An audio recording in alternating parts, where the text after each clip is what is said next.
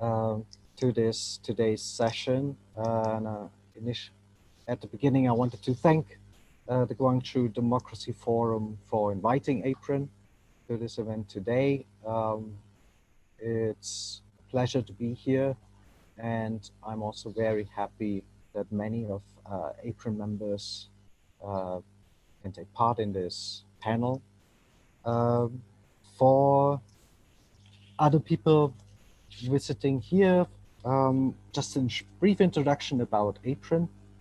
It's the Asia-Pacific Refugee Rights Network. So it's a network consisting of more than 300 civil society organizations and individuals from 26 countries.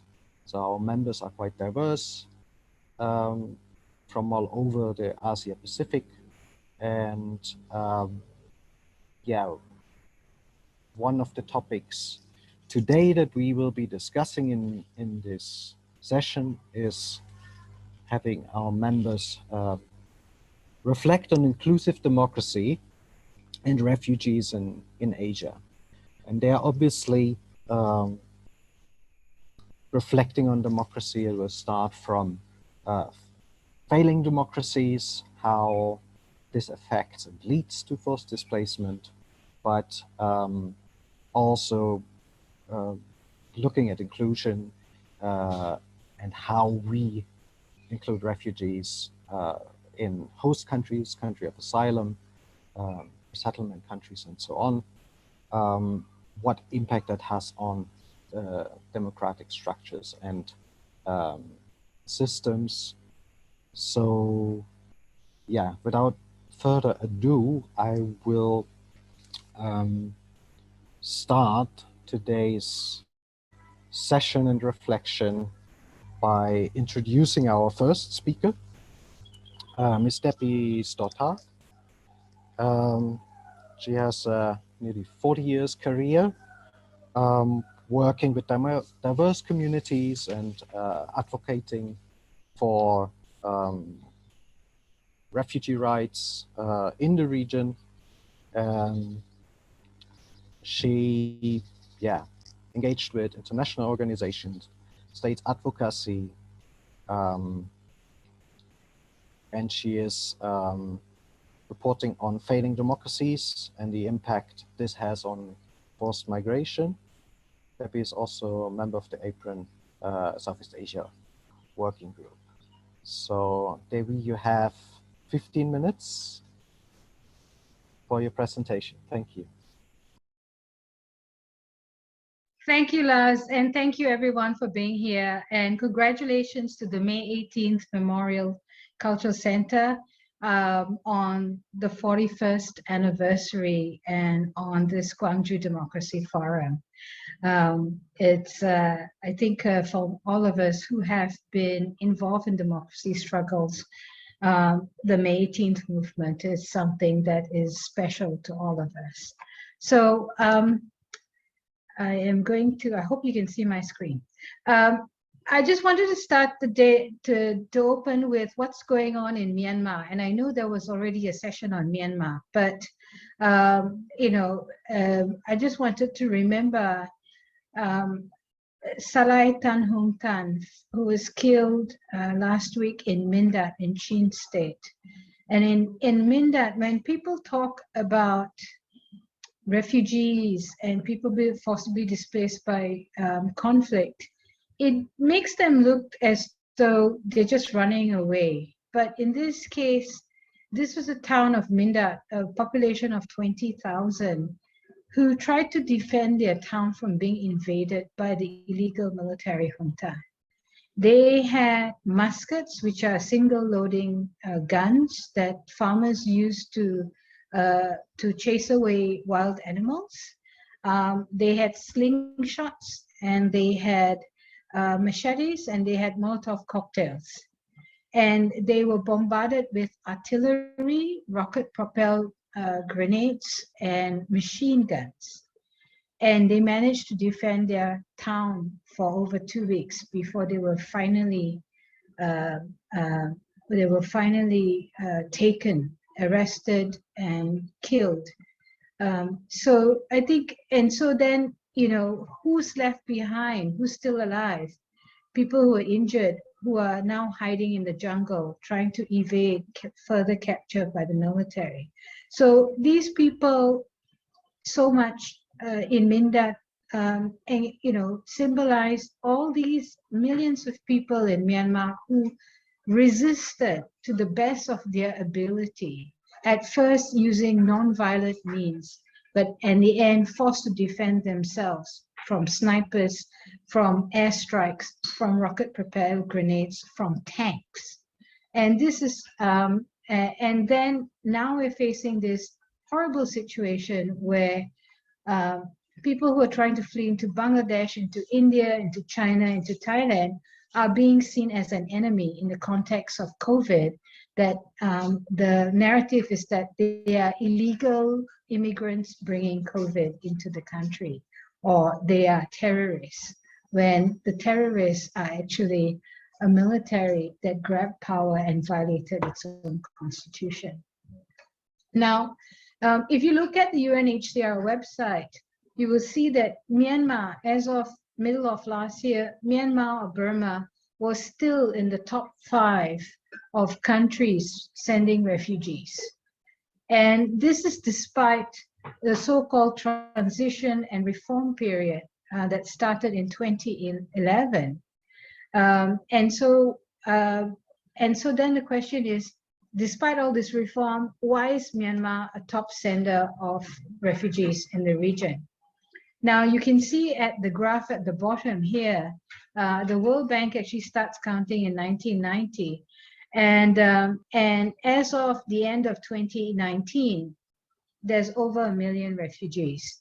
But every time you look at every data point here, you also have between 2010 and 2019, you have to take into account this other graphic, which is actually counting the armed attacks on civilians, armed clashes that either targeted civilians or caused harm to civilians. And we saw that between 2011 and 2020, the number of those types of attacks and clashes rose by 143%. And it corresponds with 180% increase in the military budget of the country.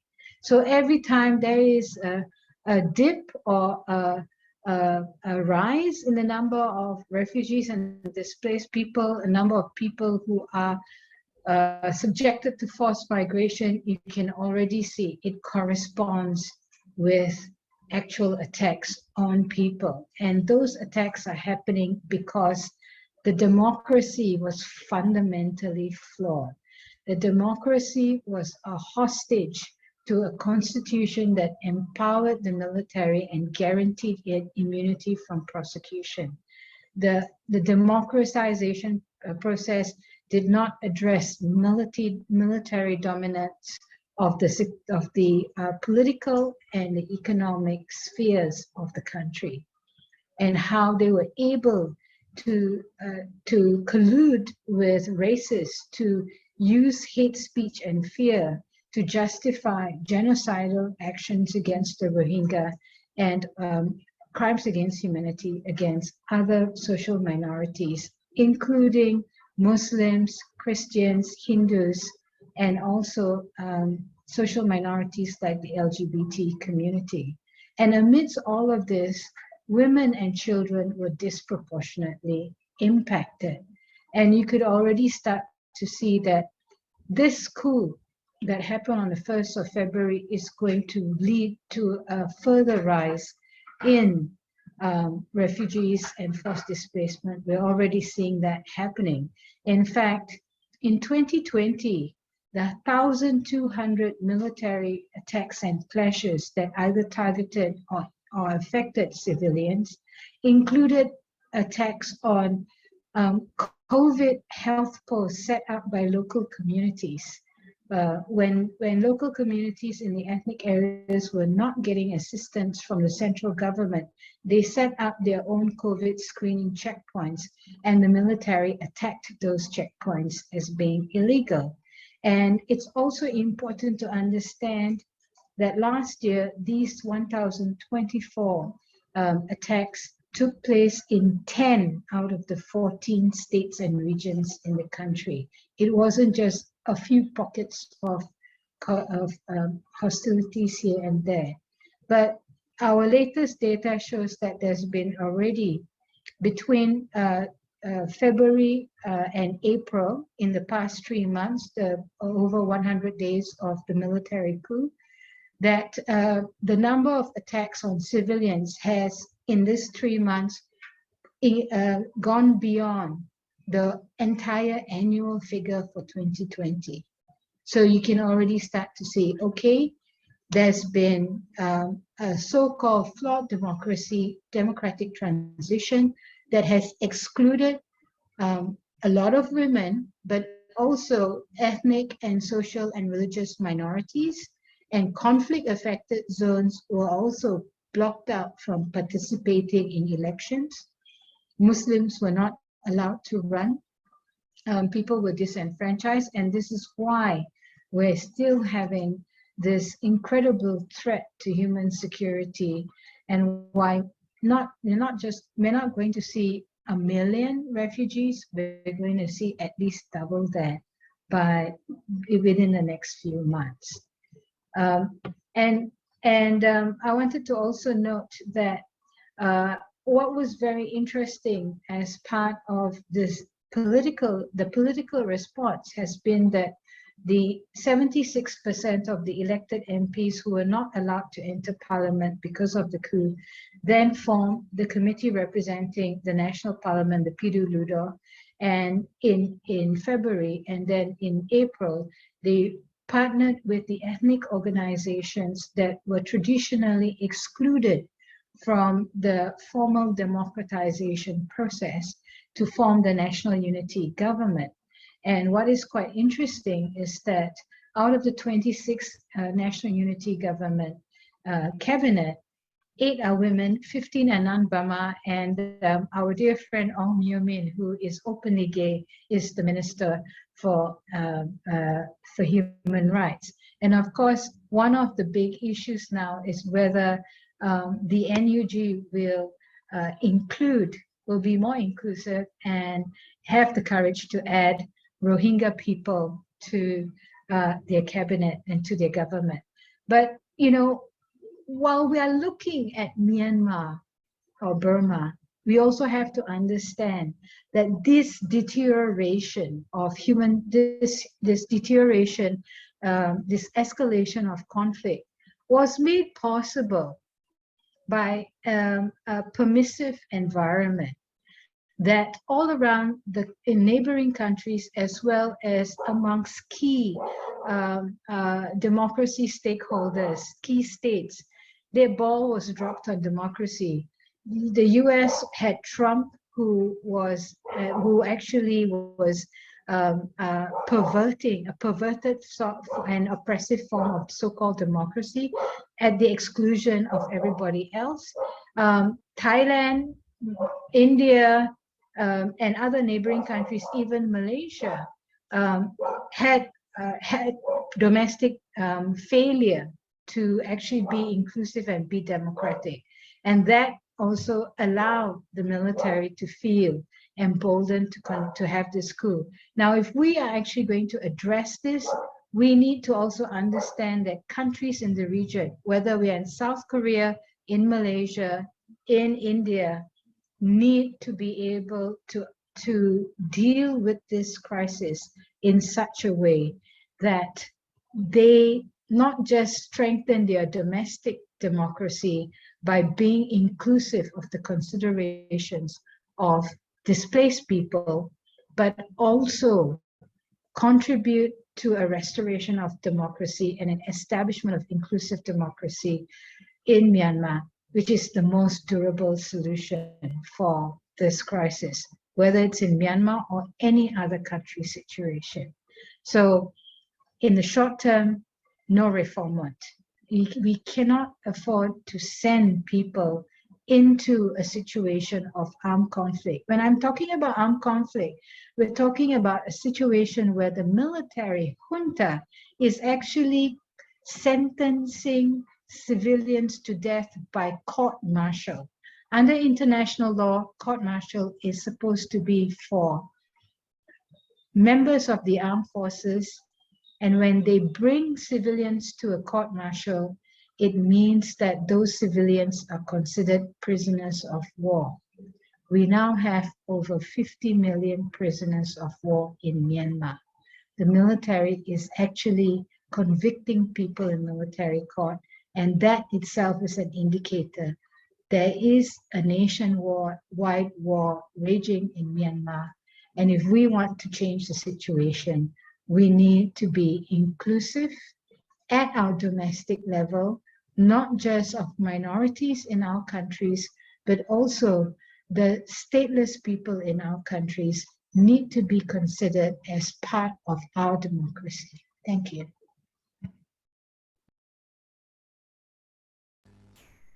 Thank you so much, Debbie, for this very good overview. I would start a recording in this computer, so which will facilitate the note taking, so we can share as well what is discussed here. For participants, please, if you have any questions, there will be time at the end, but throughout the presentations, please write your questions into the chat box so we can refer easily to them at the end after all the presentations. Now, for the second presentation, I'm very happy to invite Yasmin Ullah, who will speak on meaningful refugee inclusion and participation, on how opportunities can impact solutions and democracy, and how the diaspora can be engaged and strengthened to prepare for democratic processes. Yasmin Ullah is a Rohingya social justice activist who works on advocacy, media, and building alliances with young people from Myanmar. Was born in northern Rakhine state of Myanmar, fled to Thailand in 1995, spent there over a decade, resettled to Canada in 2011. In 2021, she was named on the FAMI List 100, the Gender Security Project list of 100 women from the Global South, working in foreign policy, peace building, law, activism, and development. Very happy to welcome Yasmin Ullah here. The floor is yours. Thank you very much for that very kind introduction. And I would like to thank you, the organizers who have been kind enough to include me in this panel. I definitely learned a lot from just the first presentation. I'm pretty sure that I will be learning a lot more. So it's my honor to be here. I want to first emphasize that the current power structure within Myanmar feeds off of various layers of oppression and many different intersectionality issues. It is actually established for this long and have been this powerful because it kept marginalized groups at each other's throat, divided. And this was done deliberately in order to continue justifying the violence, the irrational behaviors, and various different tactics, specifically psychological tactics, in order to keep various communities in fear of actually rising up and taking up spaces or trying to actualize their own agency. But fortunately, there have been work and tireless work that various different groups have put into in order to ensure that those narratives or those tactics are basically weakened and essentially eventually disappear. So what diaspora groups in the Myanmar context have been doing is that because they live in, a lot of them live in the Western democracies and generally have direct and indirect experiences as people in exile, or as people who've actually undergone some of these oppressive tools by the state or state institutions, with deep connection to the ground, to the people in the country, in ways that people who are working on this profile, or humanitarian groups or human rights groups, might not have access to. They generally have a bit more understanding on the needs that the people on the ground have, and that translate to the understanding, a better understanding of the processes that is needed in order to move forward in the in the democratization and the values that are needed to be instilled or to be emphasized, that are most adjacent to ideals like cultural relativism or federalism.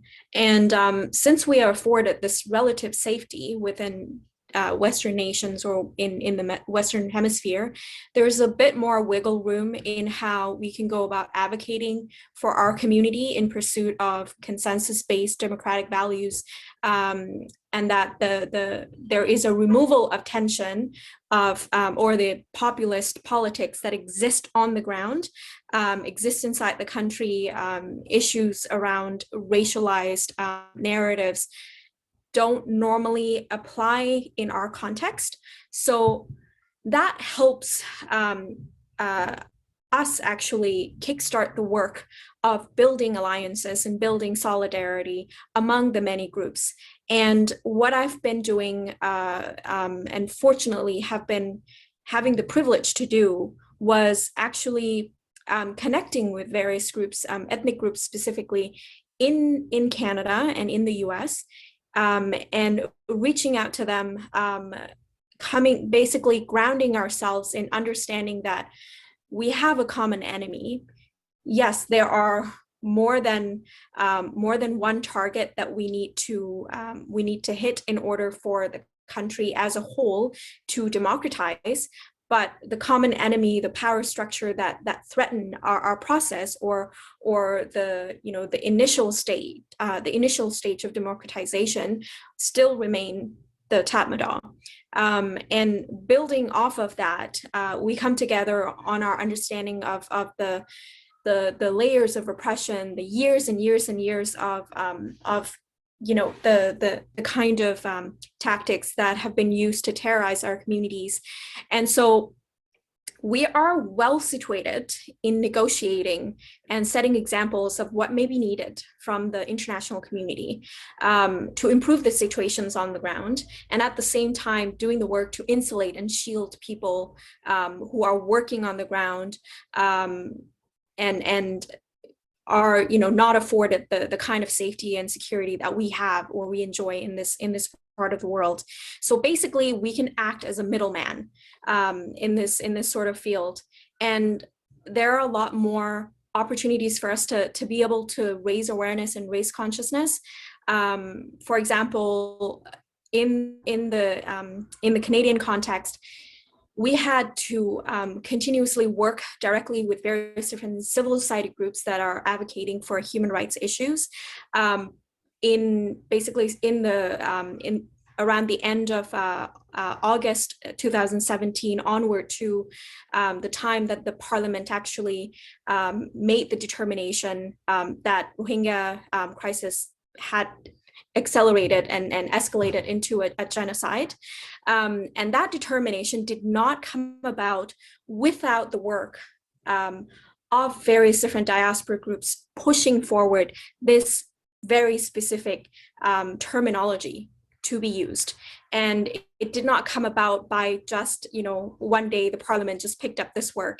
It was actually the collective work of both the civil society groups collaborating with various different ethnic groups here in Canada and pushing their MPs, pushing for, more awareness to be raised in Canadian society, and it also came about by the work of creating exhibition and curating that sort of structured exhibit and expression of, you know, how a genocide came about, and it was an exhibition called Time to Act Rohingya Voices. That is also a product of collaborative work of various different ethnic groups, because there is now an understanding. By that time, it was quite clear that without the Rohingya genocide determination, there would not be a recognition of other ethnic oppressions as well.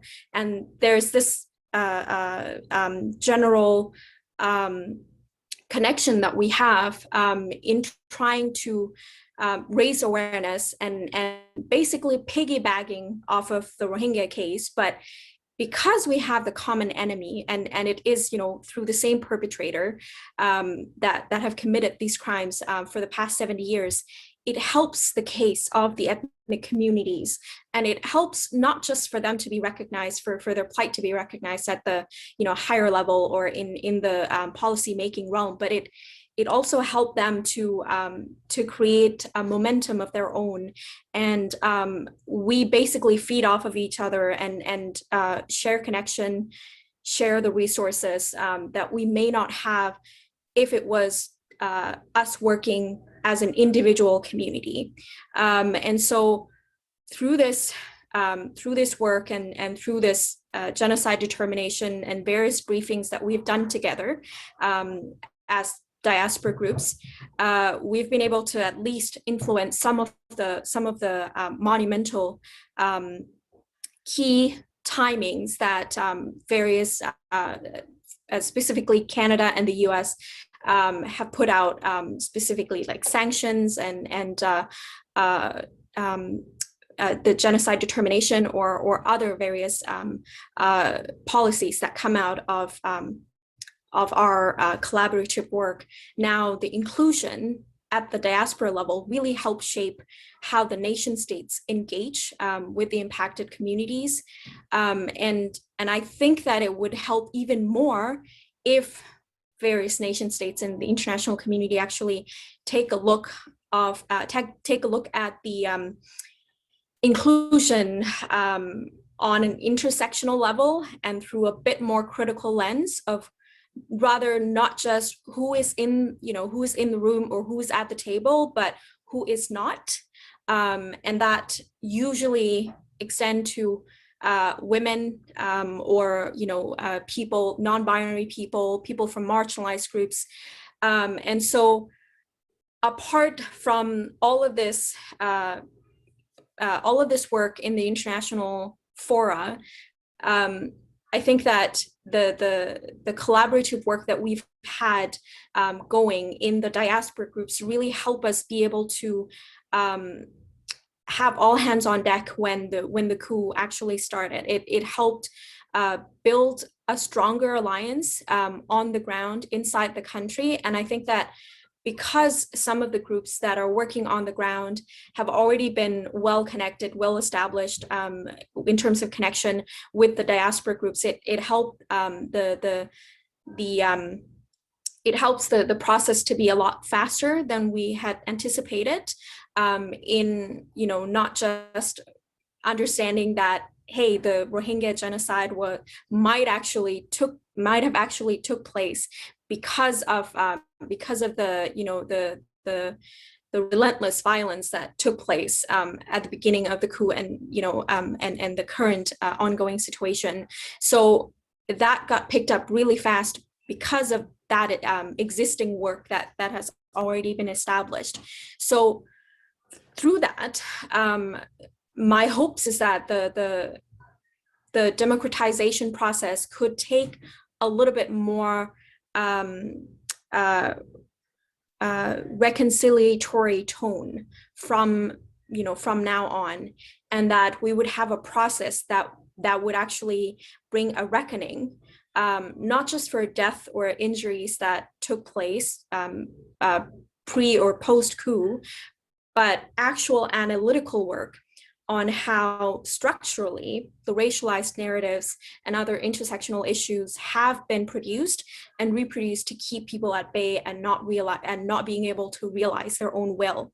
And this is on the, not just within the domestic politics of Myanmar alone, but it also carries forward within the diaspora work, where we come up, against this wall all the time of not being included, or being included but not really heard, or being included but not really well represented. So all of this need to come, all of this need to be openly discussed, but specifically in the domestic politics, or at the domestic level, there needs to be a real reckoning, a real reconciliation process of how the ethnic communities have really suffered and have been silenced for the past many decades, in realizing their own will, in actually being included. And as Debbie mentioned, the inclusion would need to be a little bit more reflective of the lived experience and the history of oppression within Myanmar. And I will end it there. Thank you. Thank you so much. Yasmin Ullah, President of the Rohingya Human Rights Network. Thank you. Again, if you have any questions, put it in the chat. Our next speaker, I would invite Dr. Gopal Siwakoti. He's the president of INHURED International. He will speak on the Global Compact on Refugees and the implementation. So we're having quite a jump here to the international level. Dr. Gopal is an international advisor at the Platform for Disaster Displacement, worked at the Statelessness Network Asia Pacific, guest lecturer in quite a few universities. He is Senior International Observer at ASEAN Network for Free Elections, and former chair of the Asia Pacific Refugee Rights Network. Dr. Gopal, please start. Yes. Thank you, Lars. Thank you, friends and colleagues. Very warm welcome. First of all, we are very grateful to May 18 Memorial Foundation and the Culture Center for providing us this special platform in order to discuss about inclusive democracy and refugees in Asia. So the topic given to me for today is about the global compact on refugees. How can we, change the words into action? What are the challenges? What are the prospects? And in fact, what are the elements of appreciation, on this particular instrument, and what are the areas of pitfalls and depreciation that needs to be corrected, and interconnection with SDGs and the actual implementability at the local level. So I will start with why GCR, like what triggered, the creation of the Global Compact for Refugees. And of course, there is a different section about global compact for migration, which I'm not going to discuss today. But there are twin compacts, as you already know. So our jurisdiction for APRRN is primarily GCR. So what is the context, that set up, the creation of this particular document? Is the first of all, this document is not completely new or completely innovative, coming from a different planet, but based on the ground realities that the stakeholders working in the sector of refugee protection have been, encountering for the last several decades. So what we saw is that, of course, we have existing instruments like 51 Convention, 67 Protocol, as well as other regional instruments, and even sub-regional arrangements and etc. But those instruments have not been adequate and effective to explore durable solutions for the refugee crisis globally and also, of course, also in our part of the world. And especially the soaring trend of forced displacements. When you look at the Arab Spring, for example, when millions of people started moving from the place of their origin, then there was a big global havoc that the existing instruments, mechanism, resources, the approach was not sufficient enough to address that kind of crisis. So in order to address this Herculean task of the large movement of people, and of course also combined with the protracted situation of refugees for years in all urban, rural, and camp situation, also trigger the world community to do something with a new approach by changing the lanes. So because the ground reality is that the refugees are basically dependent on the foreign aid. Even the host countries are dependent on largely on the foreign aid, direct foreign aid, and humanitarian assistance. So in most of the cases, there are no new approaches, like, for example, what we call is whole of society approach. The responsibility sharing by every single stakeholder in the community was not basically a part of the refugee response, but largely kind of dependent on either bilateral or multilateral or UNHCR funding, humanitarian assistance, etc. So that was not enough. So that whole paradigm shift was required. That's why the instruments was perceived. And what we can see in the host countries, basically, that refugees are excluded from the labor market because they don't have a right to work. So that generates a negative socioeconomic impact in the livelihood of refugees. They can't survive without their access to the labor market. So something had to be done in order to persuade the local community and the host countries that refugees do deserve the access to labor market. So this is one of the key factors of the germination of the GCR. Yes, and when we look at why GCR is again, we need to really do some stock taking of the local realities, because yes, of course, resources in the countries of asylum are very scarce, but refugees do possess valuable skills both in the social capital and social network form. As that needs to be fully utilized if we really want to protect and serve the refugee purpose. And then, unless there is a right to work, unless there is removal of the boundaries to refugees' economic participation, then self-reliance is a distant reality. I think that has been quite understood by the world community. And so access to wider range of socioeconomic rights will automatically improve refugees' potential. And it is all related to sustainable livelihoods and then sustainable exploration of the durable solution.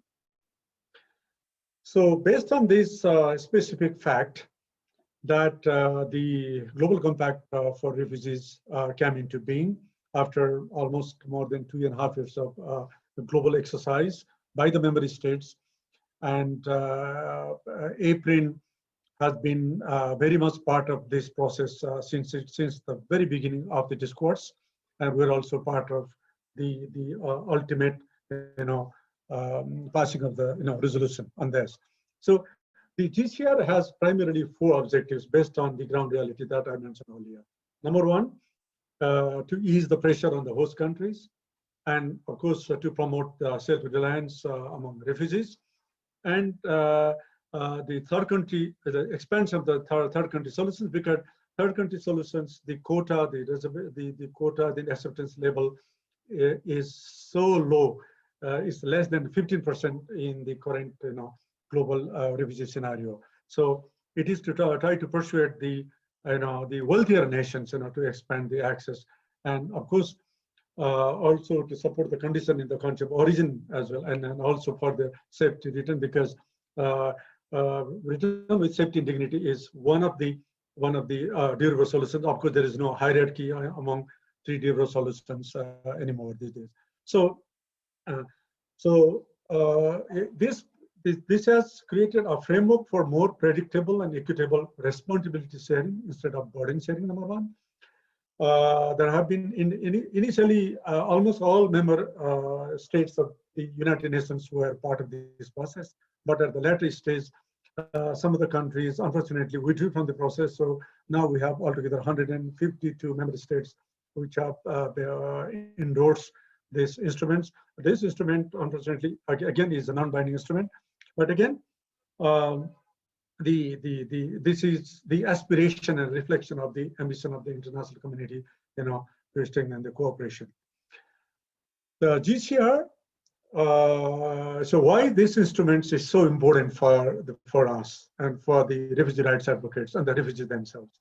Because number one, it urges the international community to respond to the refugee crisis more comprehensively and innovatively, and then also give some guidance for paradigm set in global humanitarian aid, the traditional changing the traditional top-down approach to bottom-up approach, with regards to the humanitarian aid, based on the what we call the grand bargain formula of the World Humanitarian Conference, and also of course to mitigate the negative effects of the forced migration, and lastly, but in a very comprehensive manner, the mobilization of all the actors of the community at the regional level, at national level, at global level, what we call is whole of society approach again. So this year has got a lot of beautiful areas in terms of appreciation. First of all, it talks about equitable burden sharing. So this can be considered as an excellent blueprint. So particularly praiseworthy of the document are, first of all, solidarity conferences on case-by-case basis, and the Global Refugee Forum and the review function of the Global Refugee Forum, because that encourages the states to fulfill their places made. And then it talks about new and creative forms of burden sharing, but actually this is responsibility sharing. So changing the dynamics, a responsibility sharing approach to changing more refugee friendly, like for example, creating scholarship for refugees, implementing private sponsorship programs, example, which have already started taking by certain countries, and Canada, for example, is one of them. Other areas of appreciation is about mainstreaming of age, gender, diversity, and disability, not in a whole package, but some disaggregation of the need, need-based disaggregation of different section of the needy population. And it also tries to foster the participation of affected population. And the non-negotiable principle, what we call is principle of non-refoulement, has been, the concept has been somehow circuitously mentioned, but it's not been directly mentioned on that. But there is a room to play. There's a room for advocacy, to determine the concept of non-refoulement for the first time. And then there is a midterm reviews, which talks about the measurable progress in terms of report cards of the outcomes, targets, and indicators, developed in the particular context in a particular country. So the developing collective outcomes, targets, and broad indicators ahead of the GRF, Global Refugee Forum, is one of the mechanisms on this particular document. Yes.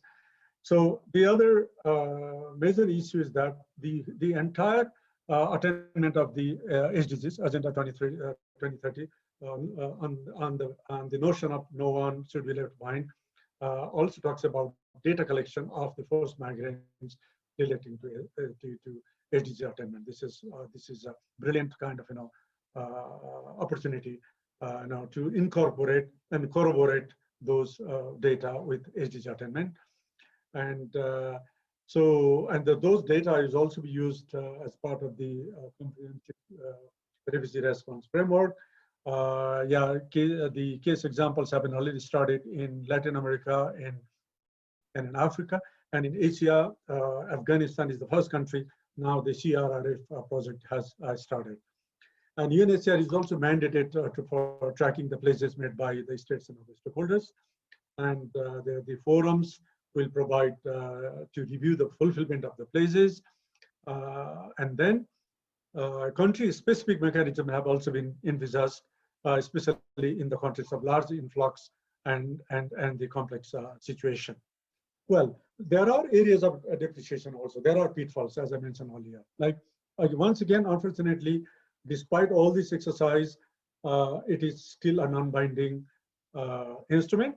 That means the member states who are allowed to use what we call the discretionary power. Okay, so it is not mandatory yet. So that's why the what we call burden sharing or responsibility sharing on an equitable manner is very unclear and very fluid. And there is no any specific provisions to compensate or to support the states hosting or supporting large number of refugees. We can, for example, take Bangladesh on Rohingya cases, or Pakistan, or Iran for Afghan cases. And so the respect of non-development, as I mentioned earlier, is still very vague in terms of guarantee. That we have a space for further advocacy. And the best interest of the child has not been featured as a part of the durable solution. Yeah.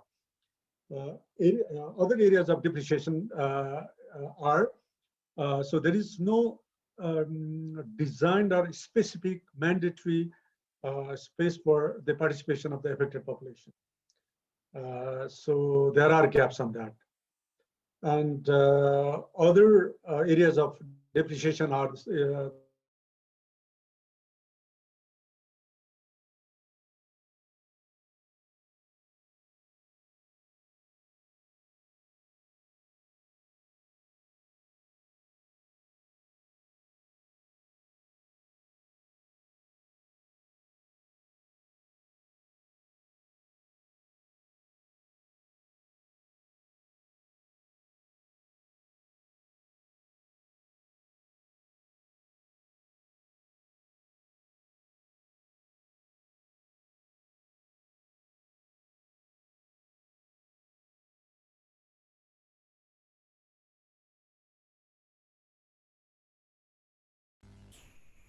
Hello, Dr. Gopal. Seems we lost Dr. Gopal. Maybe we can continue. Yeah. Let's see when he is back. Hi everyone. I just conveyed a message to Gopalji because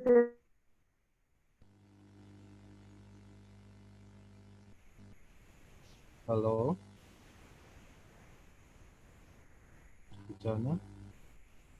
I think we could get back to Dr. Gopal to ask for his recommendations at the end.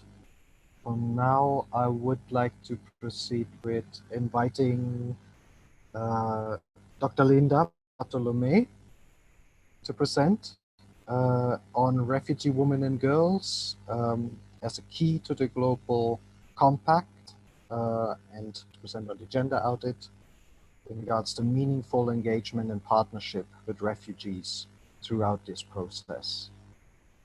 Dr. Linda Bartolomei is the immediate... Lars, I'm sorry, the power went off and I'm using my 4G data. I don't know whether I can continue for another couple of more minutes or... If you would like to wrap up in regards to presenting your recommendations going forward, I could give you 1 more minute. Thank you, yeah, Dr. We cannot show this PowerPoint because there is no power here, but I'm using my, for 4G here. So yes, I'm gonna quickly go through the recommendations, which are also conditions for the GCR implementation. Okay. Yes, the first and foremost things is about the implementation of the GCR at the ground level is to ensure self-sufficiency. And for that, there is some preconditions. First of all, we need a legal and other protection normative frameworks. Brian is going to talk about this in a greater detail, I believe, later on. And refugees' access to markets and their markets is a must. I am just reiterating this. And enhancing the capacities and resources and assets of displaced population, and creation of conducive environment for external assistance. And of course, refugees' willingness to cooperate with the government and international agencies and resource partners also needs to be enhanced. And of course, there has been, because of the scarce resources and other political and strategic and other reasons, that there have been tensions between displaced population and host communities. So country-specific kind of solution needs to be explored, to avoid this tension. And then again, expanding partnership is what the GCR has envisaged right from the beginning of the New York Declaration, that all state institutions, other private and public institutions, civil society organizations needs to forge, a strong partnership, and then adopting a gender-sensitive approach with regards to safety, security, and livelihoods of particularly women and children at risk. Linda is going to talk more about this later, but this is one of the preconditions. And so it is a high time that public and private needs to be explored, because in the traditional context, these particular section of the stakeholders have not been so much mobilized in the past. And infrastructure building, developing new mechanisms at the ground level, particularly for international protection also, because we're also talking about not only domestic protection, but part of the international protection that needs to be strengthened, and devising new safeguards and new protocols in mixed migration scenarios, because there has been always a dilemma and confusion, and with regards to understanding the mixed migratory flow, particularly in Asia region, it is very prominent that now the stakeholders should create and develop, a different protocol based on the need of the vulnerably moving population. Because in one boat or one plane or any means of transport, people with different varieties of needs would travel. So we cannot keep them in a single basket. So mixed migration flows needs to be understood, and the protocol needs to be devised accordingly. Thank you so much. Sorry for the power interruption. Thank you. Thank you, Dr. Gopal. Yeah, for this very comprehensive overview. Now, you mentioned already the next topic, refugee women and girls, key to the Global Compact on Refugees. Dr. Linda Bartolomei will present. She is the past director of University of New South Wales Centre for Refugee Research, a convener of the Forced Migration Research Network. She has been active since 2002 and involved in a series of action research projects, including exploring challenges associated with identifying and responding to refugee women and girls at risk in camps, urban settings. So when she looked at Africa, Asia, and the Middle East, as well as in Australia. Over the last year, she has worked with the UNHCR in Geneva and a team of women from refugee backgrounds to advocate for and monitor and inclusion of refugee women and girls, protection needs and rights in the new Global Compact on Refugees that Dr. Gopal just introduced. So with this, I hand over to Linda Bartolomei.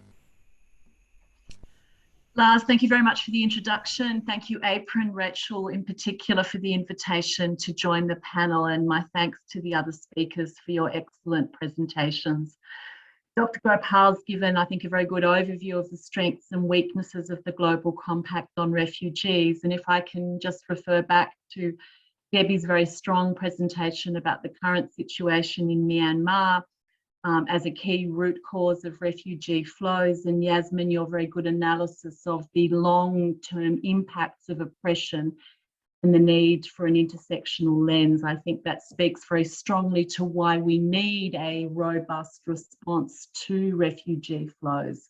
Even though I think one of the limitations of the Global Compact is it's not strong in its focus on root causes, we can work on that, and it's certainly strong in terms of thinking about how we need to better work with refugee communities, and has a particularly strong focus, which I'm going to be talking about the impacts on women and girls. And again, Debbie, you highlighted women and children as being the majority victims of the current attacks in Myanmar.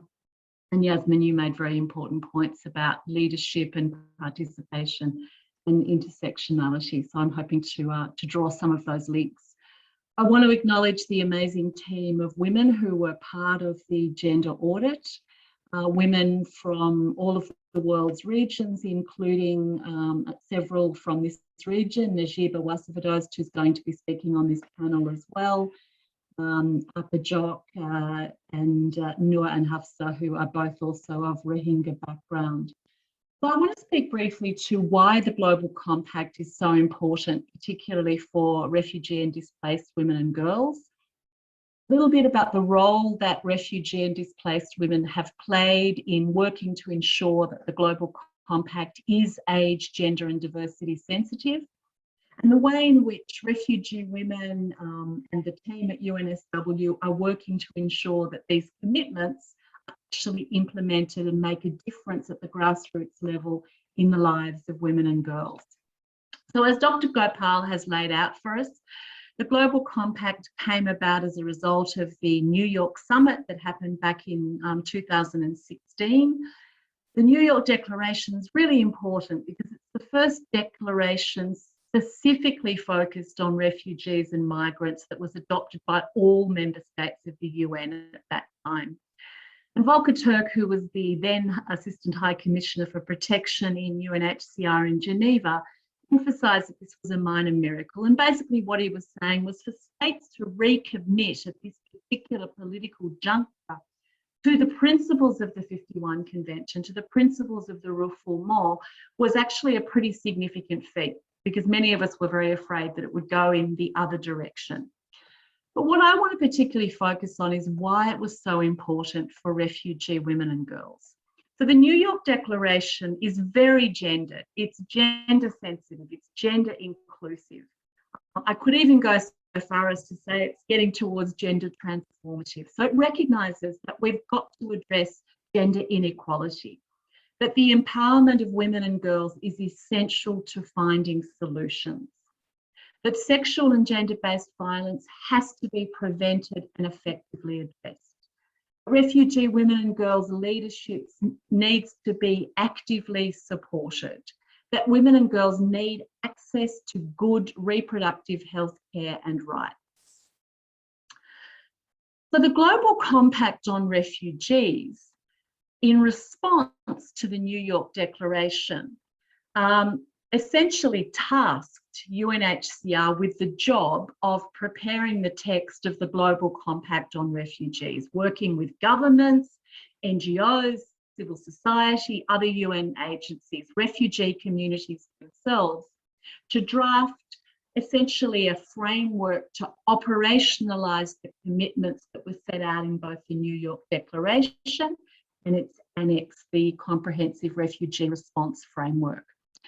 So this is where we at the University of New South Wales and the incredible group of refugee women leaders and supportive terrific NGO partners like APRRN, Rachel Tan was actively involved, and others, came together to work to ensure that as the Global Compact was being drafted, that the text included a strong recognition of the gendered impacts of displacement, had a strong intersectional lens, recognising the diversities of women and girls, and included strong commitments to address the gender issues. Now, one of the reasons that we were motivated to do this is the very first thematic meeting that UNHCR had back in September 2017 to start this work was almost entirely gender blind. It mentioned women once, but without gender analysis. So we pushed and we lobbied, and UNHCR Geneva agreed to fund a gender audit. We said, we're academics, we're happy to be involved, but the people who really need to be involved are the refugee women and girls who are experiencing these issues in the front line in their communities. So we were happy that UNHCR funded the participation of a group of refugee women and girls from around the world. So I'm talking about a gender audit. What does it mean? Essentially, in a nutshell, it was a response to what we had often experienced at international meetings. Either gender issues weren't discussed, or if they were, they tended to fall off the table. They weren't documented, they were absent from formal meeting reports. We saw that the assumption that gender issues were covered by mainstreaming often failed to acknowledge the fundamental differences between women and men. So the purpose of the gender audit was to monitor the discussions, to intervene and raise gender issues where others didn't, and to ensure that that discussion, when it occurred, was documented. If the issues weren't raised, we highlighted that in the report as an aid memoir or a reminder to others in future to raise issues of gender. The core principles that underpinned our work are the recognition that the international protection system, and we've heard it from Debbie and we've heard it from others, continues to fail refugee women and girls. Sexual and gender-based violence continues to be endemic. Women's voices are often silenced. Yasmin made that point. Women are commonly labelled as a minority and a vulnerable group, but they're not numerically a minority group. They're not inherently vulnerable, but they're placed in situations which make them vulnerable. Refugee women and girls aren't passive victims, as Gopal pointed out. They have social capital, they have huge capacities, and they exercise agency. Refugee women and girls may share common discriminations, but they are also very diverse. And that's why we always use the language of all women and girls to pick up that diversity. So what did we achieve as a consequence of the gender audit back in 2017 and 2018? We documented strong commitments from the UNHCR High Commissioner Filippo Grandi to not forget women and girls, to not mainstream gender into oblivion. Strong commitments from countries of the Global South, including countries like Mexico, Ecuador, Costa Rica, to recognise and respond to sexual and gender-based violence. A strong recognition, again, from the High Commissioner of UNHCR that we needed to include refugee women and girls, their voices, to support their active participation in recognition, as Debbie also pointed out, that they are most often the victims of violence against civilians.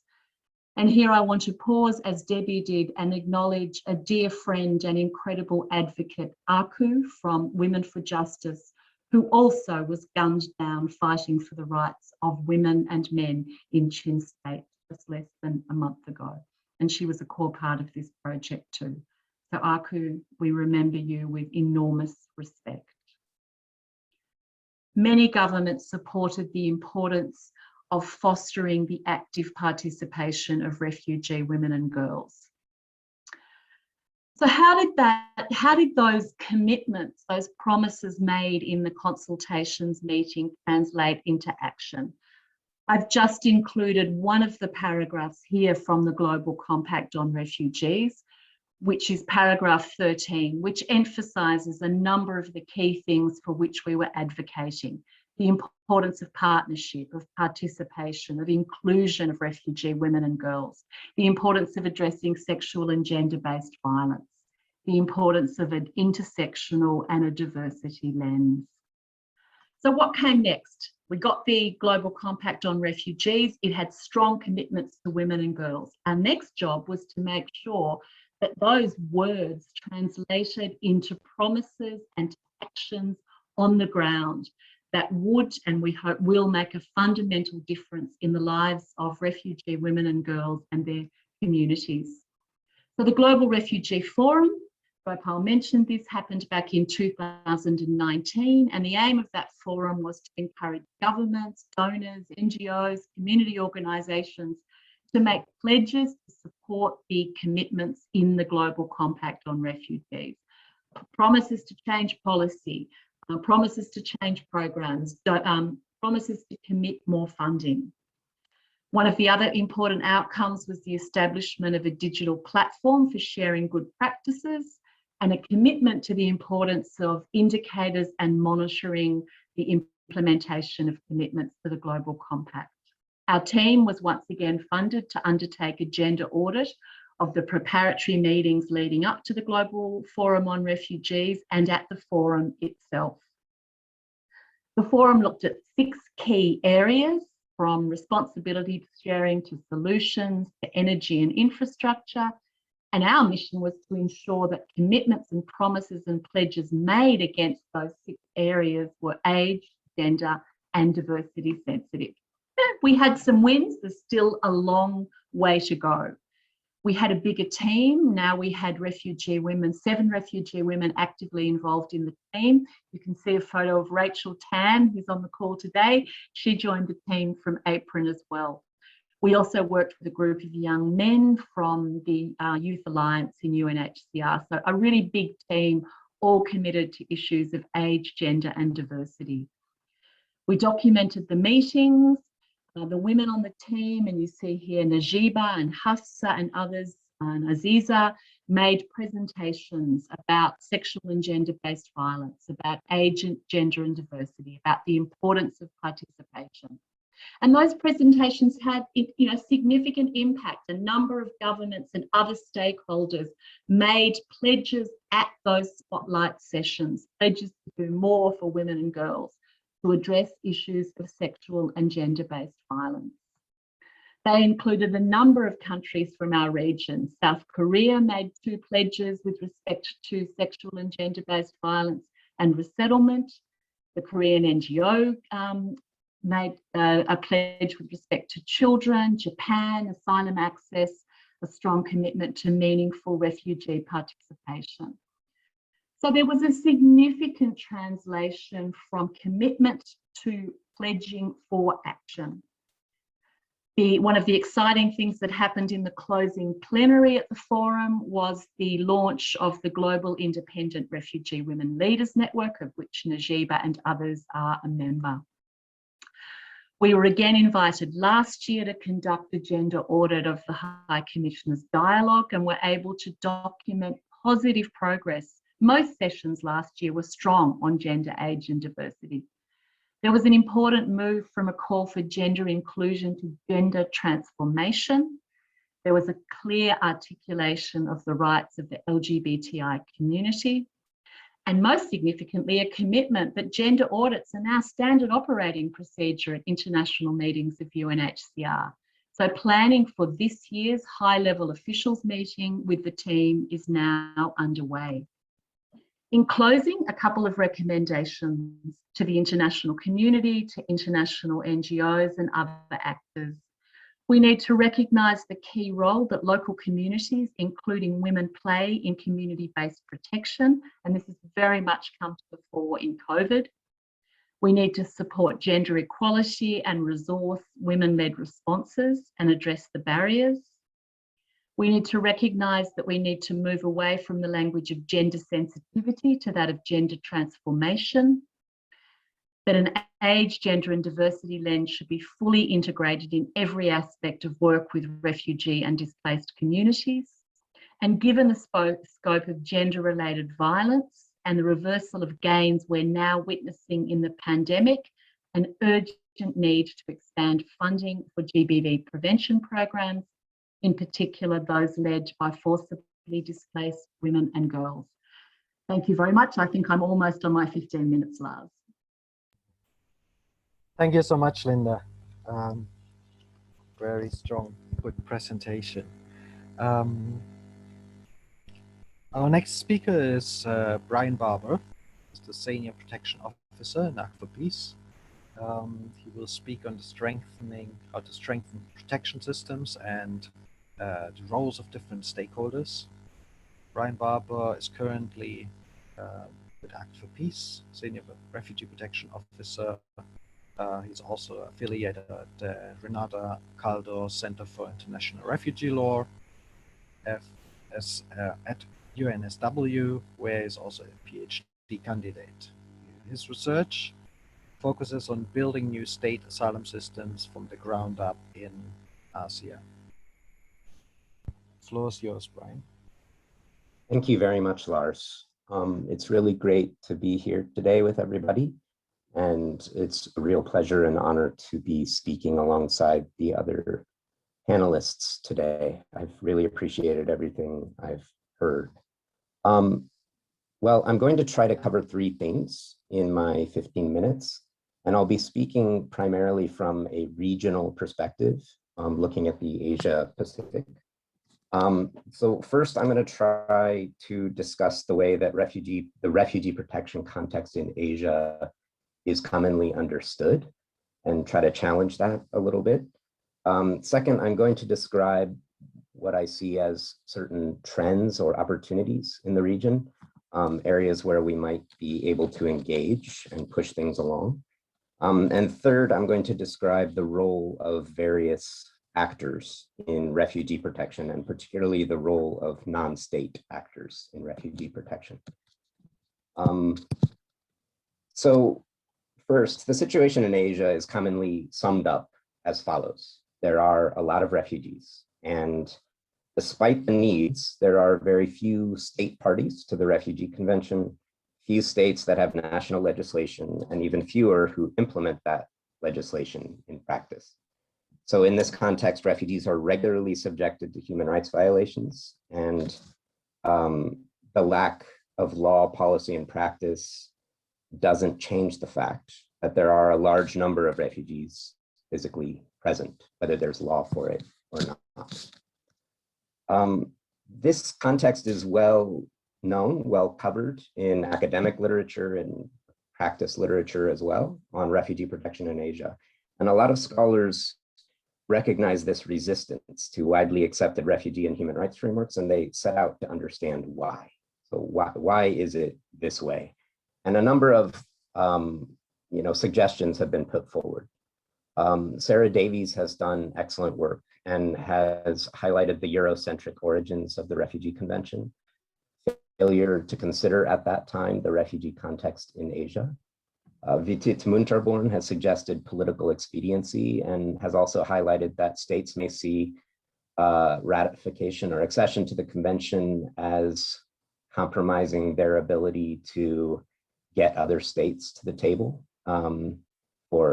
as leverage for responsibility sharing arrangements. Other suggestions have been put forward as well, like the non-interference principle of ASEAN, or economic burdens, or different kinds of explanations like that. These analyses are all very, very important, and they provide important insights into maybe the motivations and understanding why states are making the policy choices that they're making. But to the extent that an author thinks they've found the reason, I think this should generally be challenged. Still, most of the recognize the fact of complexity and mixed motivations. But I think it's really important then to look beyond the snapshot of where we are today and consider a bit the history. So a number of scholars do this as well. There are some scholars known as the TWAIL scholars, Third World Approaches to International Law. And they've made the point that most modern forced-state displacements occur within the third world itself. And so there's a dominant narrative that blames the global south for just being dysfunctional. And this power dynamic and this rhetoric is there, and the reality is much more complex and structurally imposed. And the historical reckoning is important.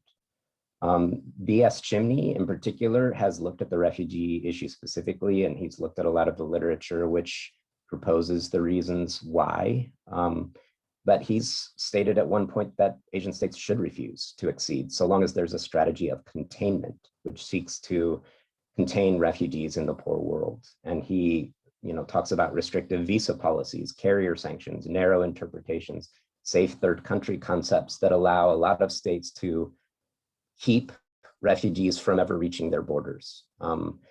But Chimney argues that the focus should be on national systems. We should look at what is being done on the ground in these countries, look at existing systems and see what work can be done there. I think that this analysis is extremely important, and we can even take it a step further. So historically, if we focus only on the colonial experience, which is really, really important, we may fail to recognize Asia on its own terms. We'll be seeing it in terms of its confrontation with colonial powers, rather than from its own historical identity and its enduring experience. And if you look at the history of any state in Asia, you see that they have extensive history of conquest and occupation, but also displacement and providing refuge. So asylum for refugees, these concepts are ancient and they're universal, and every single state in Asia, long before confrontation with the West, had policies of refuge and providing asylum to people who are displaced. So a stronger understanding of this history and this context, I think, could contribute to a stronger understanding of Asia's own identity, its own history and experience. And this can be a solid starting point for what kinds of systems need to be developed in the region. So I want to highlight 3 trends among states that are attempting to manage refugee flows. So the first trend would be jurisdictions who are not party to the Refugee Convention, who are nevertheless developing various policies or practices designed to manage refugee protection. So examples of this would be Bangladesh, Indonesia, Malaysia, Thailand. These are countries where there are usually a large number of refugees in fact present. And so the state necessarily manage in some way, even if it's only as a matter of recognizing UNHCR's role or that of other actors to address humanitarian needs or acquiescing to their humanitarian engagement. So in these jurisdictions, there are usually very diverse needs and limited resources to meet them. Trend 2 would be jurisdictions that, although they are not party to the Refugee Convention, have nevertheless developed status determination systems that are outside of the Refugee Convention context. So Hong Kong is a good example of this, but states such as India and Taiwan are similar. The third trend I would point to is the jurisdictions that are state parties to the Refugee Convention in Asia. And these countries have developing status determination systems through which refugees can be granted asylum, enjoy rights, and eventually become citizens. Korea was the first country in Asia to develop a comprehensive refugee law, independent from their immigration law. Japan has refugee-specific provisions in its Immigration Control and Refugee Recognition Act. And both Japan and Korea offer very small but resettlement schemes alongside their asylum systems. And the Philippines is already implementing a sophisticated system and has pending legislation to formalize it, setting up refugee and stateless status determination procedures. These trends I mentioned, I don't think should be read as rigid categories. It might be more appropriate to think of them as somewhere on a spectrum from no system at all at one end to a highly sophisticated system at the other end. And states will fall anywhere along that spectrum, and they may share some common experiences, and they may transition from one to another over time. And I think Thailand is a good example of this because it is in the process of an anticipated launch of a new screening mechanism. So that would be much more similar to the Hong Kong, India, Taiwan approach of having a system outside of the Refugee Convention approach. I would also say that I don't want this to imply that things are good, that the situation is satisfactory, or that the trajectory is positive or a progressive one. In fact, I think there are a number of negative trends. I might even go so far as to say that at the present moment, most of the trends are negative. There are a number of specific things we can point to, like restrictive encampment policies, border closures, boat pushbacks, indefinite detention, growing xenophobia. So yeah, the point isn't to suggest that trajectories only move in one direction, but the point is to suggest that nothing's inevitable. Protection is a dynamic process and it's hard work. And we need to measure protection not by accessions to conventions or legislation, but by the impact on persons in need of protection. And the ability to resolve situations for those people, and also for international institutions and states, so that everyone can move on. In all of these countries, everywhere in Asia, these trends I've identified must be carefully and persistently supported, even as negative trends are challenged and contested with equal persistence, and in solidarity with all of the persons in need of protection. So my last point is about the roles of various stakeholders in refugee protection. You will often see that a discussion about the role of various actors or a discussion about international law begins with the point that states are the primary subjects of international law, and law is based on state consent. And at the end of the day, it's states that have the power to decide on the content and on the adoption of laws. But even within these constraints, non-state actors have often mastered the intricacies of negotiation, of diplomacy. They find ways to have an impact. This has been the case from the earliest days of the UN. So from the Lebanese chair of the committee responsible for adopting a draft of the Universal Declaration of Human Rights, where he says that non-governmental organizations served as batteries of unofficial advisors, supplying them with streams of ideas and suggestions. The genesis of each article was a dynamic process. The complete story of how each provision was actually developed can never be told, because the actual living dynamic process of genesis cannot be recaptured or reproduced. The primacy of the state, this idea may be the dominant view, but it's also well understood now that the reality is more complex. There are a diversity of actors increasingly engaging, participating.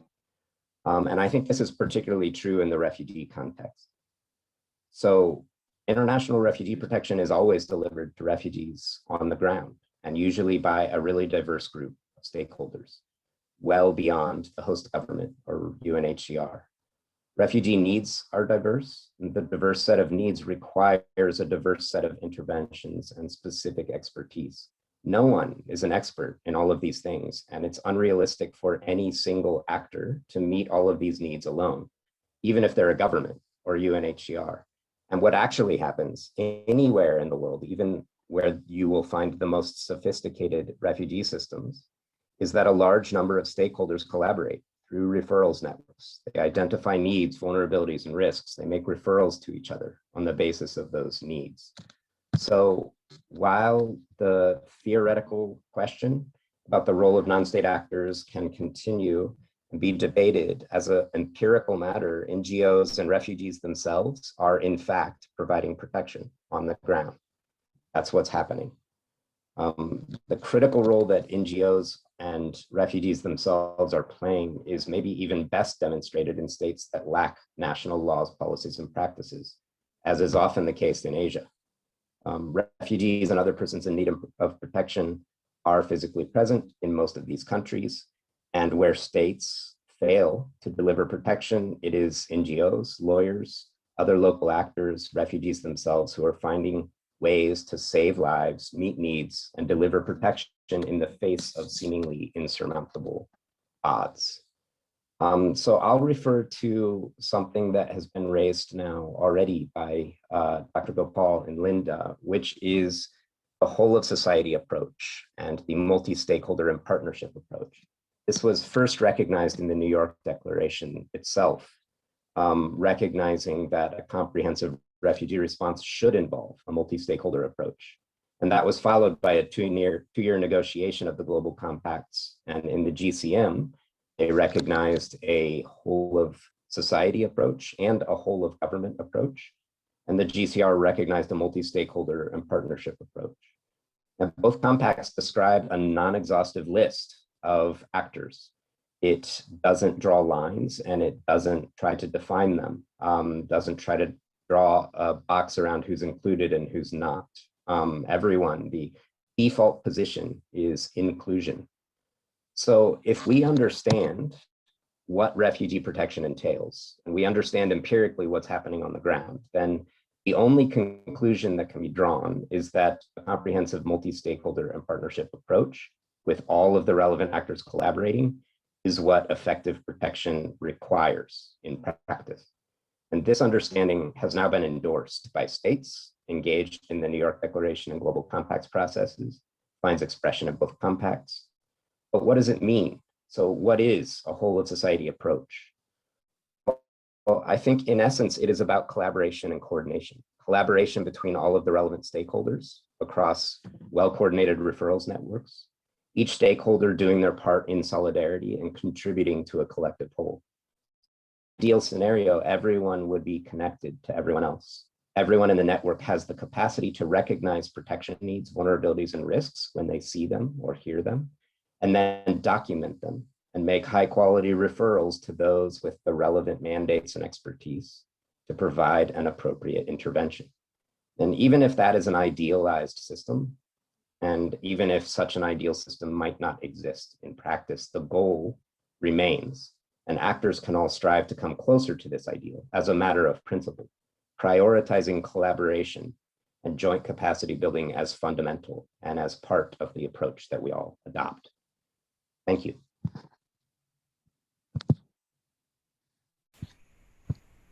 Thank you, Brian. Very good presentation on stretching from history to the inclusive approaches that are needed. Our last speaker is Najiba Wasefadost. She's the founder of the Asia Pacific Network for Refugees, short APNOR. She's based in Sydney, Australia, and worked alongside academics to undertake the gender audit. We heard from Linda earlier. And she's also the co-founder of the Global Refugee-Led Network, and she founded the Hazara Women Organization of Australia, helping newly arrived refugee women to learn English, integrate into their new communities. She has since represented communities on different advocacy fronts at the national, regional, and at the international level. Najiba is also the chair of the Refugee Leadership and Participation Working Group at APRRN. So Najiba, please, your presentation. Thank you very much. Thank you very much, Lars. I also would like to thank APRRN and other organizers as well for actually including me in this important panel, and also be a speaker along other incredible speakers that we've just had today. I think there is very little left for me to speak about, especially after hearing from Linda and Brian, as well as Dr. Gopal and others. We heard just from all the speakers, more from Linda and Brian and Dr. Gopal, that, you know, the global refugee response space has been talking about the importance of including refugees in responding to refugee situation for more than a decade. As we heard from Linda, you know, both the 2016 New York Declaration, as well as the 2018 GCR, the Global Compacts on Refugees, have called for meaningful participation of refugees in refugee response. Specifically the GCR, the Global Compact on Refugees, it says, states and relevant stakeholders will facilitate meaningful participation of refugees, including women, persons with disabilities and youth, in global refugee forums, ensuring the inclusion of their perspectives and progress. Other international policies go even further. Again, I think we heard from Linda, such as the UNHCR policy on age, gender, and diversity, which calls for the participation of specific refugee groups, such as women, youth, and the LGBTIQ people. This conversation definitely has instigated some progress. More than ever, we have seen refugees participating on panels, being invited to the fora, voicing their interests. And importantly, there is a growing appreciation for the fact that including refugees in substantive ways, it's not only the right thing to do, but that it results in policies and programs that are much more effective and legitimate. But I do have to say that despite this progress that we've heard again from other speakers, the refugee response sector is still struggling to enable meaningful refugee participation. Refugee-led initiatives globally are therefore calling for urgent actions on focusing from rhetoric to reality. Along them, as Lars just introduced, being one of the founding members for the Global Refugee-led Network, which is a global network of refugee-led initiatives, we've been really working and advocating and calling for the systemic transformation of global refugee response to act on the opinions, perspectives, and guidance of refugees, really regardless of their legal status, travel capabilities, or gender. Just like many of our fellow, that the refugee response sector at large ultimately change, so that refugees like ourselves can meaningfully participate in strategizing as well as funding and implementing programs, policies, and other responses that really influence our lives. I do have to say that, you know, for many years, refugees, just like ourselves, have come together and lobbied and negotiated with policymakers, UN agencies, and governments at different levels, at local, at regional, and international level, and we really call for meaningful refugee participation.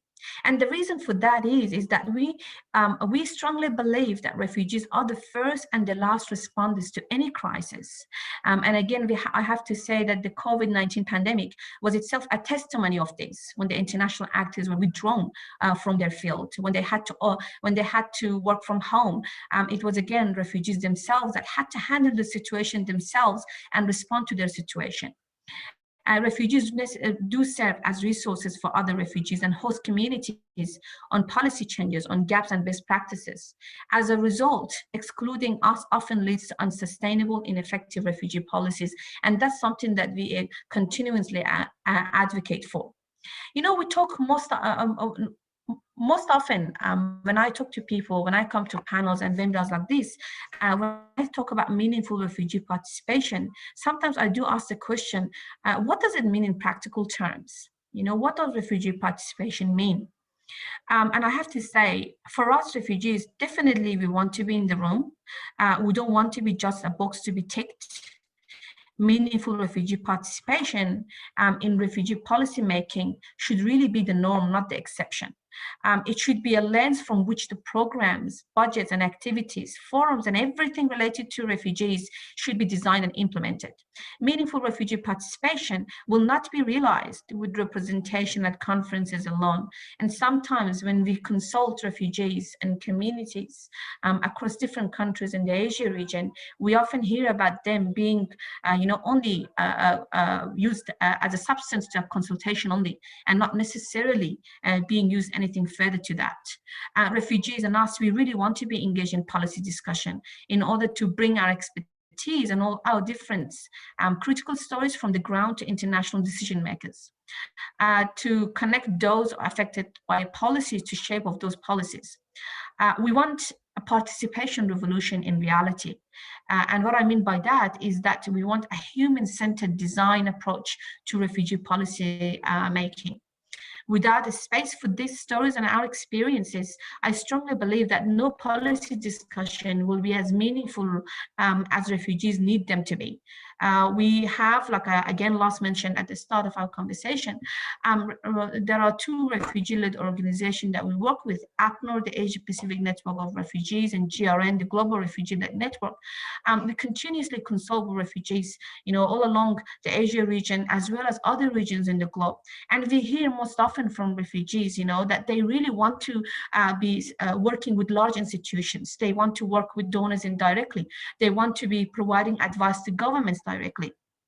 So what we have realized is that refugee-led organizations are uniquely positioned to facilitate such spaces and to work together with governments, NGOs, and private sector and other stakeholders to make refugee participation meaningful. We want to be part of the developing solutions so that solution works better for us. We believe that this will not only benefit the host community, but also the refugees and everyone. And again, I have to go back to the example of COVID-19. We did see like a great capacity in refugee communities where they were able to solve issues, not only with COVID-19, but even in a resettled country like Australia. I have to give it as an example. We've seen refugee communities that have shown great capacity in solving issues around migration and integration. They become integration guards for newcomers. They work with governments and program implementers. They become educators, and this really shows their resilience and how important it is for them to be part of the developing situation. But unfortunately, I do have to say that most refugee-led solutions are not growing or neither expanding and replicating fast enough, and that again goes back to the lack of access and information and funding. There are a lot of challenges on the ground when we talk about refugee-led initiatives and their access, to information or resources or funding. And some of it goes back to that many refugee-led initiatives that exist at the globe or in the Asia region, not necessarily they have, the privilege to, or the rights or the legal status to register as an entity, to have a bank account, to tick the criteria of donors and so on. And this really put very little resources in order to do what they do already to bring that change in their community. With all those challenges, and as I said, COVID-19 was one of the most recent challenge that the whole world witnessed. The COVID-19 added a lot of insecurity and vulnerability to refugees in many parts of the Asia region. But we did see that against all of those additional risks and vulnerabilities, many of them were able to come and deal with the economic impacts of lockdown. They were able to provide, health sanitizers to their communities. They were able to provide, bilingual information to families, and so many other things that they became really, the responders to those situations. They were able to turn that crisis into an opportunity and fill the gaps and responded to the needs that refugees were facing, while many were restricted, as I said, from traveling or opted to work from home.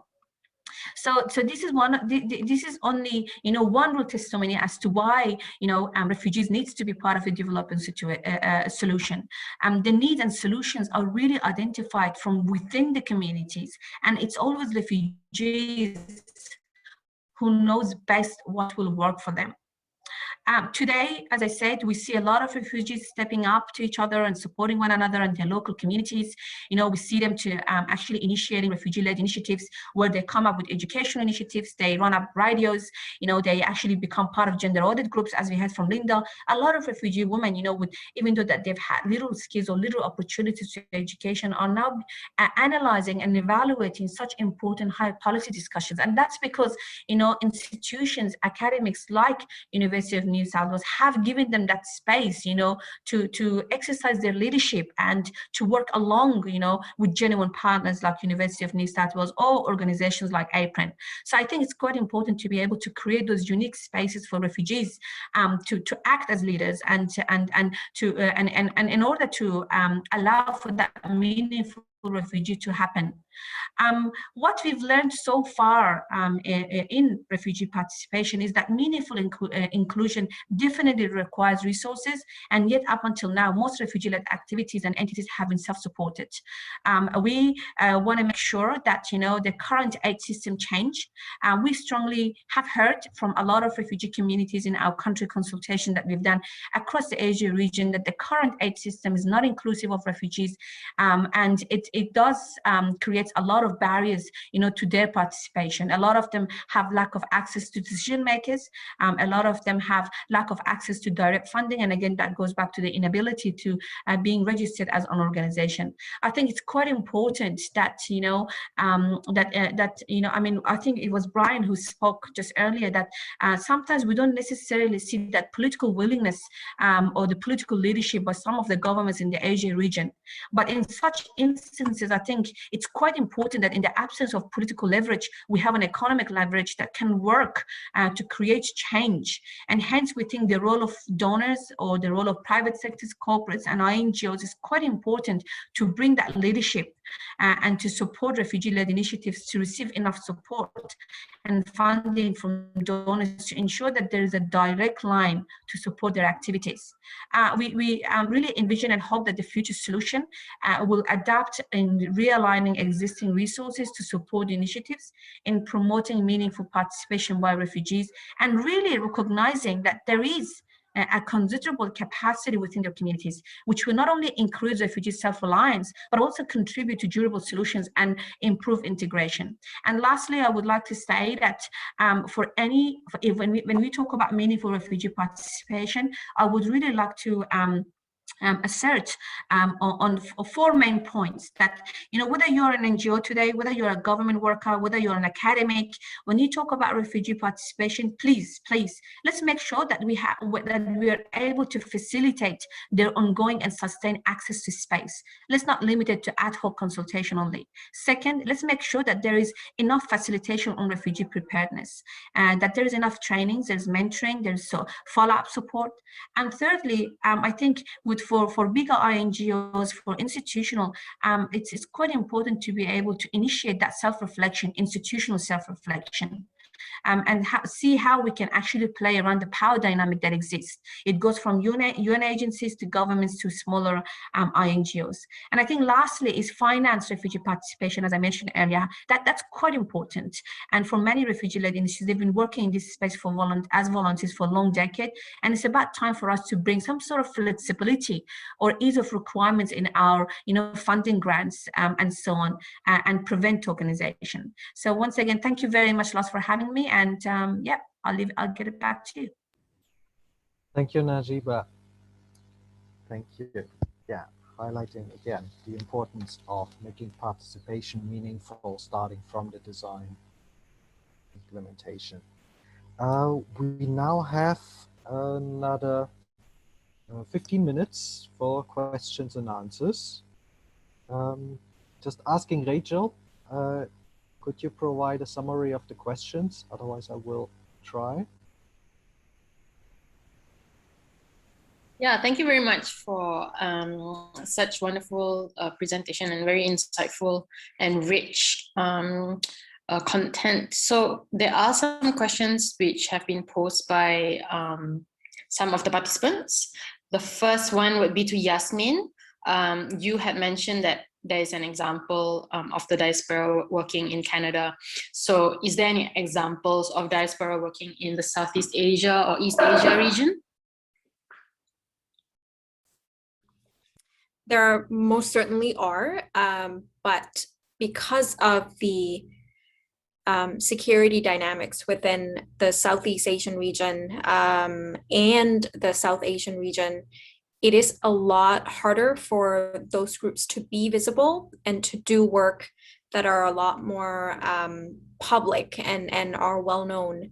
So I think someone like Debbie would probably be better off actually pointing to those groups. I have had the privilege to work with some, but Debbie have had long years of working with these different groups in collaborative network. So I'm gonna throw the ball over to her. but there are key players and different groups that are working directly together within Southeast Asian region, specifically within Myanmar. But they're also not just working within Myanmar, but they're well connected with the diaspora groups, which is why I brought up the reason why the coup had sort of accelerated that process a little bit in connecting people from the diaspora and ensuring or emphasizing the importance that even though the diaspora are far removed from the safety and security issues, they're not running for their lives, whereas people on the ground, human rights defenders on the ground who are collaboratively working to build a more federal Myanmar or a more inclusive Myanmar, they are running for their lives. They are, trying to save themselves at the same time organizing on the ground. So connecting these two, and I think the CDM movement, the civil disobedience movement, is a very, very clear example of how diaspora groups and people on the ground are working together, and how collaborative work can happen. And it is happening. Another really important movement that I think sort of highlight that approach and the collaborative work that I mentioned earlier is Milk Tea Alliance. You've seen a lot of that in across the region, and many more countries are now joining. So I think those would be the few things that I could point to. And if you have any further question, Debbie's a good resource, and I'm more than happy to help you identify some of those groups as well. Thank you. Thank you so much, Yasmin. Debbie, would you like to add on and also share? You're making me sound like an old grandmother of the movement. But I must say, 20, even as early as 5 years ago, a lot of the refugee diaspora community were very active in their advocacy to represent their community. But in the past few years, we've seen a very fundamental shift, and that's because of creating the space and supporting women refugees from the diaspora and displaced women and young people to organize together. And this is why Najiba's point that inclusion is so important, having refugee leadership is fundamental. And when we're talking about refugee leadership, I'm very proud that APRRN president was a young man. That we must have more young voices. The movement in Burma was made up of young people who insisted on recognizing and also recognizing the Rohingya community and apologizing for the Rohingya genocide. And that created an amazing space for people to work together across those lines. So we are seeing this de-siloization, boundaries being crossed. And that's why when we talk about this intersection between refugee rights and inclusive democracies, the voices of young women, young people and women are integral. Linda, I really appreciate that you mentioned AKU, because just over a year ago, AKU hosted us in Calais. AKU was assassinated on the 28th of March from Women for Justice. She was involved in our workshop, which was looking at the intersection between transitional justice, atrocity prevention, and economics. And this is where, when we're talking about addressing durable solutions, firstly, we need to recognize that there's going to be refugees refugees shouldn't be warehoused. They should have the right to stay and work within the countries of asylum, and just as they should have the right to return to their countries of origin when circumstances allow, when it's safe to do so.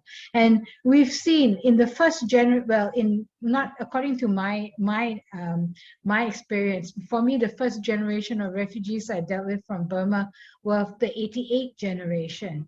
And many of the 88 generation who were able to continue living and working in their countries of asylum or even gaining citizenship eventually moved back to the country to try and rebuild it. And in fact, the National Unity Government Minister for Human Rights, who's an out gay man, actually was able to build the Human Rights Institute while he was in exile in Thailand. So, you know, we need to recognize that all of us are integrally connected and all of us have a role to support not just the democratization and durable solutions for refugees and their countries of origin, but also durable solutions for ourselves in our domestic contexts. Yes, Debbie. I'm really sorry. I'm sure there are lots more questions. We will have to wrap up for today, but I think it was very interesting debate, very inspiring, and I hope there will be many more to come. One of the key points, I think it was really on the outline on democracy and inclusion. We have to talk about participation, about coordination and collaboration to strengthen that and get on an equal footing there in creating and shaping opportunities to realize change on all the levels, be it local, national, regional, and international, for refugee protection. I thank you so much, everyone. I'm afraid I will have to close this call now. Thank you all. I'm sure we will see each other in another forum. Thank you, Debbie, Brian, Linda, Yasmin, Najiba, Dr. Gopal. Thank you so much. Thank you. Take care. Thank you. Thank you. Bye-bye. Thank you.